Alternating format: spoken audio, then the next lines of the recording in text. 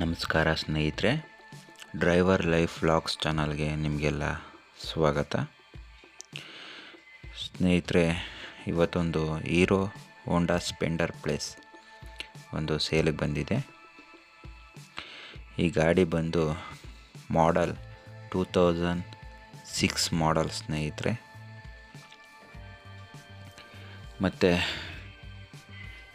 Rate ಬಂದು 25,000 ಹೇಳ್ತಾ ಇದ್ದಾರೆ. ನೆಗೋಷಿಯಬಲ್ ಆಗುತ್ತೆ ಅಂತ ಹೇಳಿದ್ದಾರೆ.